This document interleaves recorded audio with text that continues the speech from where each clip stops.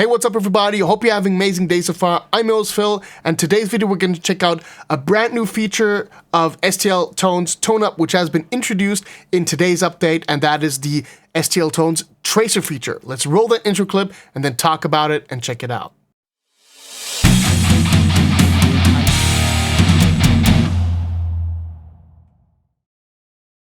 Alright, you beautiful people out there, thank you again for tuning in today's video. Absolutely appreciate it. If I sound a little bit nasally on the mic, I'm super sorry. I'm sick as a dog, but I still want to get this video out because I'm super excited of what we got over here. And that is the TRACER feature of STL Tones ToneHub. Let's talk about what it actually is about. If you haven't been living under a rock for the last 2 years, then you might have recognized that a lot of industries have shifted their vision towards AI and machine learning implementation into their products. In the guitar industry, there's no difference. We had basically ToneX, which allowed you to profile your rigs way after the Kemper came out in 2012, and Quad Cortex had this feature, I think, 2019. But they took the market by storm by implementing that, and machine learning was basically what allowed them to do so. And then a few months later, we got Neural Amp Modeler, which really kicked things off, and now we have so many amp sims which somehow implement one way or another machine learning in order to allow you to profile your rig and implement that into your amp sim. Now, STL Tones ToneHub always had a very special place between traditional amp sim, I mean it's crazy that we're now talking about traditional amp sims, and capturing technology like the Kemper and Quad Cortex provided, because they had these curated packs which were very alike to their Kemper packs, and it always was kind of a question of when are you getting the possibility in ToneHub to do the same thing like with the Kemper, that you can profile your rig and have it in ToneHub. And I personally would have expected that STL Tones would have been the first company to implement such a thing when they initially released ToneHub. I was super excited for that back then, but it never came. Until today, now we got the TRACER.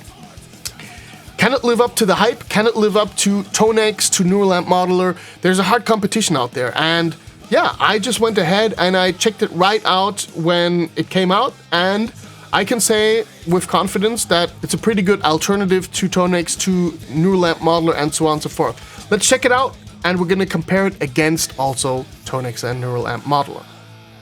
Alright, we got the scene change in OBS, I got the guitar over here, and I got ToneHub now open. Now, if you are unfamiliar with the concept of ToneHub initially, they basically had a lot of different packs which they released, basically curated by either different artists, different producers, or akin to different amplifiers. And yeah, they brought it out on their webpage, which were then, ready for purchase. And at some point in time, they had their subscription model come up. I think it's ToneHub Premium or something called. And yeah, this is what the Engel Savage 120 pack sounds like, one of the profiles which are in there.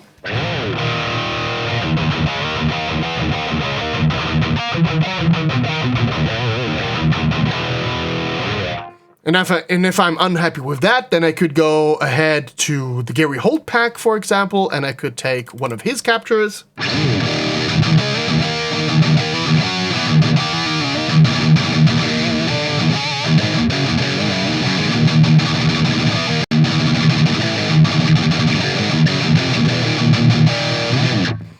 Or the EVH 5153 pack, for example. Let's just go with this over here.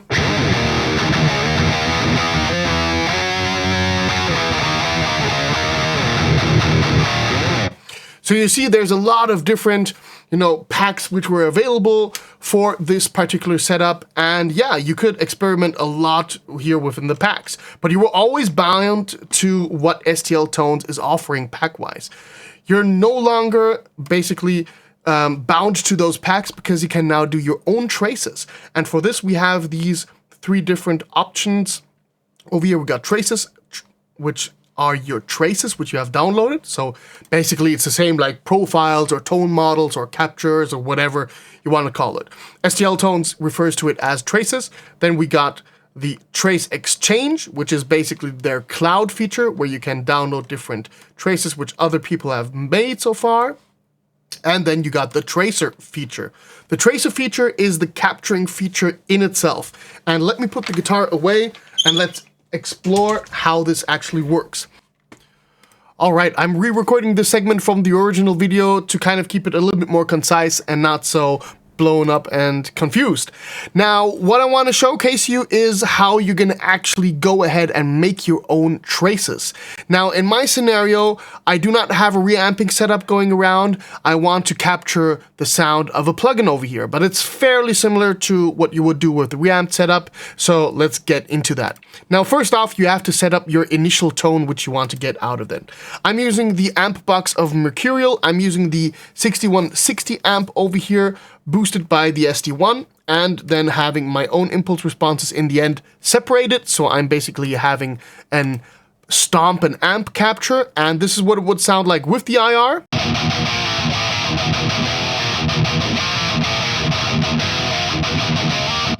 Now this is what it would sound like if I would only go with the actual capture which I'm making over here. Now I'm gonna wait 5 seconds because this is gonna be louder. Headphone users, please turn down the volume because amp sims without IRs always sound like dog shit. You ready? Let's go.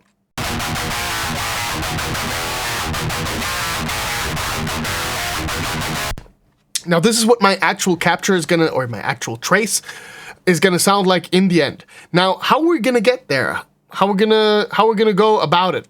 Now that's one thing. Let's go out of amp box and back into the STL ToneHub tracer in order to actually do some tracking over here. Gonna take this over here out, the track which I have used for making my tones, gonna take that out because I need that track later on.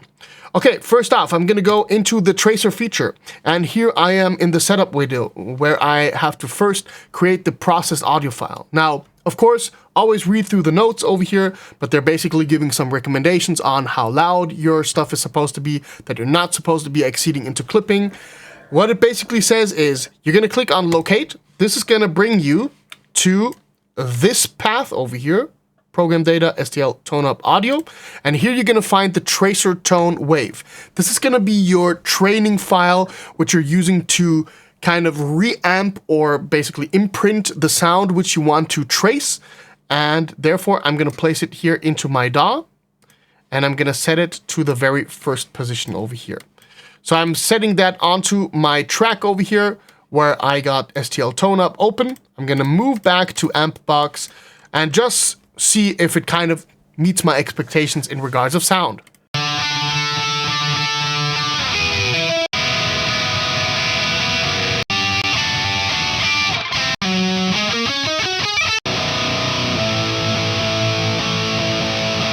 All right, that sounds about just right, so I'm going back to STL ToneHub.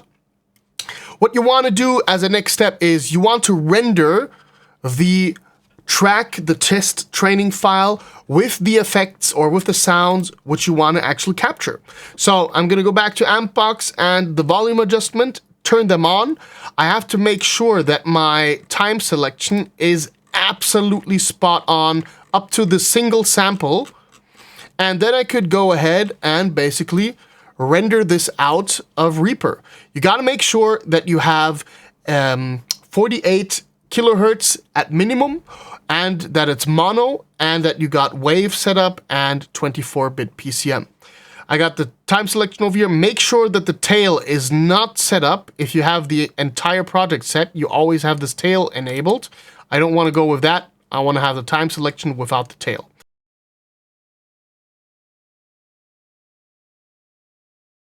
All right, now the render has been rendered out of Reaper. So what you want to do is you want to make sure that the size of the rendered file and the size of the actual tracer tone file is pretty much exactly the same. I'm just going to do that right on the fly. I'm going to navigate towards the folder where we got the tracer tone very quickly. And there we go, STL, going over there. You cannot see that because I'm on my second screen over here. And gonna copy this right into this mixes folder over here. You can now see that they are pretty much spot on in regard of the kilobit size. And that's what we're gonna go for. We're gonna now go ahead and we're gonna import that rendered file, which I just created. So we're gonna go over here to the mixes, and then we are going to the trace render file over here. There we go. Now, once you have imported that, it says tracing levels are good and that the imported audio file has 10.2 dB of headroom. Can vary depending on how you set up your amp, on your reamp setup. You just got to make sure that you have round about 5 dB or 6 dB of headroom. That's a recommended value. Shouldn't be too much above it and not also too much below it, just for volume reasons. Now you would go ahead and set up the proceed, and now you got the tracing options. You have the default setup, you have the advanced setup. The default is good for cleans, low and mid gain tones, and it is fairly quicker than the advanced style, which has a longer training tone and is especially made for high gain and fuzz tones. Now, I'm not making any compromise on the tone, so I always go for the advanced setup. Over here, you can decide between the CPU and GPU. Depending on what type of PC or laptop you have, it makes more sense to go with the CPU or with the GPU. I would assume, for example, if you are using one of the latest MacBooks, with one of the M2 or M3 chips, I think it is, then CPU is a good choice. In my case, I got an RTX 3070 in that PC, so GPU is perfectly fine. And then you would go ahead and start the tracing. That would take me normally around 10 to 15 minutes. Yeah, it took me a little bit longer in the previous setup, which I have done. And with that, I'm gonna roll back to the original recording and the original footage.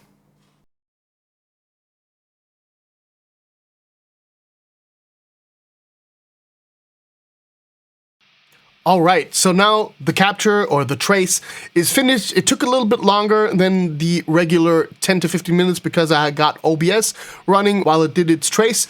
So now everything is finished, the tracing is complete. You now have the possibility to preview the trace. So if I'm taking my guitar over here and I'm playing it, then I'm gonna put that over here, right behind amp box, and I'm gonna leave NetIR on. It's gonna sound like this. We first have to proceed over here. So then we have to proceed.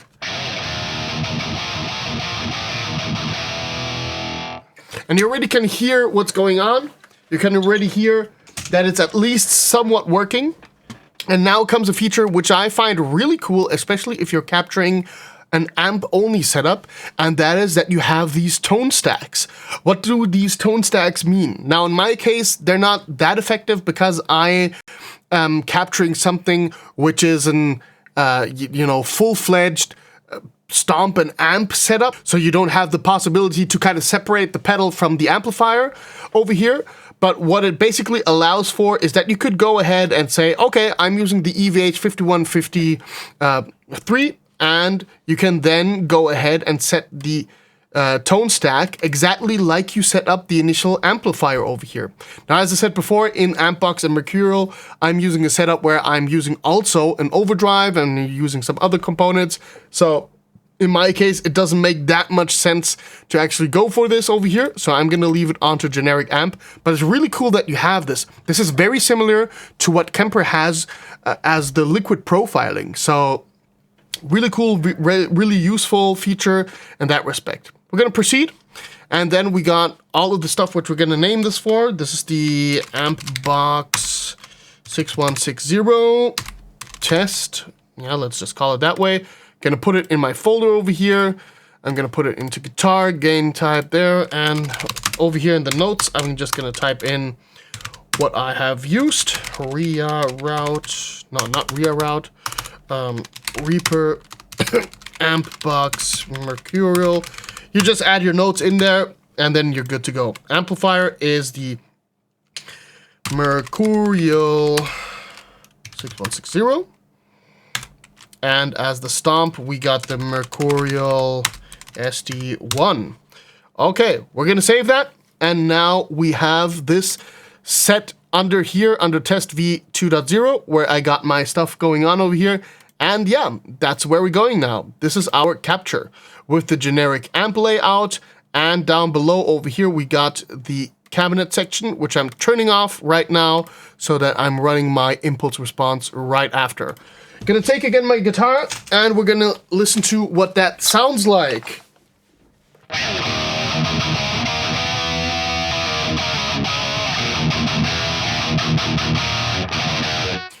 All right, that sounds already very close to what I remember the initial tone was sounding like.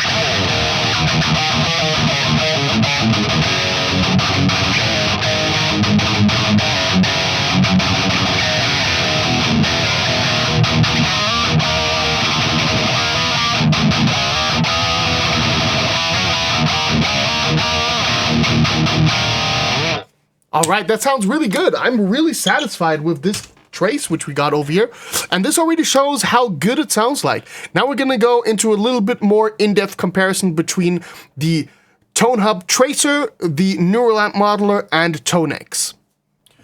All right, now I have gone ahead and I have created an automated setup over here where it's changing between the amp box, the ToneHub Tracer, the NAM, and the ToneX, and doing that always in loop. So while I'm playing, I do not have to really go ahead and stop playing and doing the changes over here on my keyboard. So I can just let that run and just riff along so that you can really get the A to B comparisons while I'm playing. You can see it over here. I'm just gonna let it run once over here in full cycle. So you can see over here, amp up is active.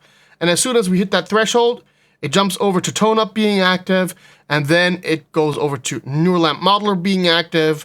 And then in the end, it goes over to ToneX being active. Now the volume adjustment at times is also being active so that all of the captures are basically volume matched, so there's no difference in volume between the captures. I've checked this with the Julian loudness meter over here, so that it at all times is always the same volume. Let's go back over here. I'm gonna let that play. I'm gonna start out over here, as you can see, with the STL ToneHub being active, and as soon as it hits this first marker over here, oh wait, I gotta zoom over here. As soon as it hits that first marker, that's where our loop begins, and that's where things are then gonna get a little bit more interesting. Okay, off to the comparison. Let me size that correctly so that we have a nice graphical presentation. And let's go over here.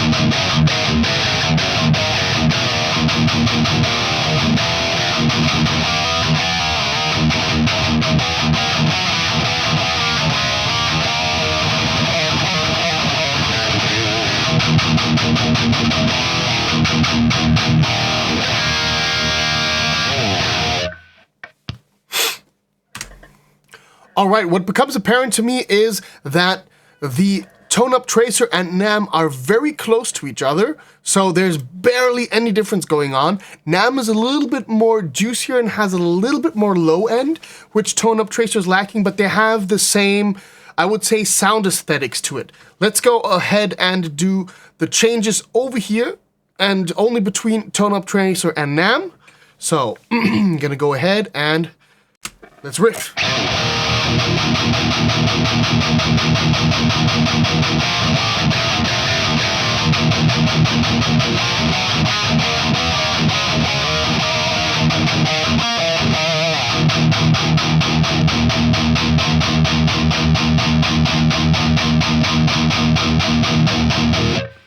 You maybe can hear that little bit more excitement when it comes to NAM, but it's very close. If I now add ToneX to that, you can definitely hear that ToneX is losing a lot of gain, a lot of high end, and also low end. It's that typical characteristics which come with ToneX and which brought it a little bit of criticism, and this is why NAM stands out so much against ToneX, because it does not lack of these things. Yeah, let's go ahead and have ToneHub Tracer, NAM, and ToneX in loop, and you might hear what's going on with my simple chugging. So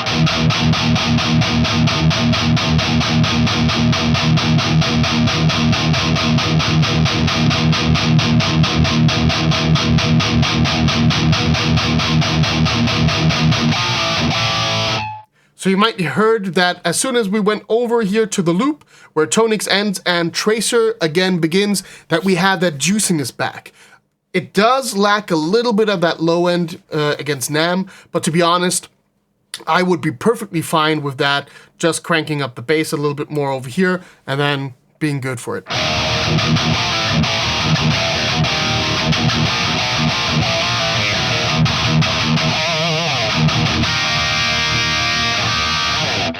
All right, let's roll up this video and get to the conclusion. All right, what is the verdict? What is the conclusion? What are my thoughts and opinions on STL Tones ToneHub TRACER feature? Wow, what a word. Now, to be honest, from a technical perspective, everything is well executed. I like the intuitiveness of the graphical user interface where you got this, the schematics on how to cable up things. It has an intuitiveness to use, same as ToneX, but it somehow yields very similar to results to Neural Lamp Modeler, and that's something which I highly appreciate. We need more high fidelity, high quality capturers out there on the market.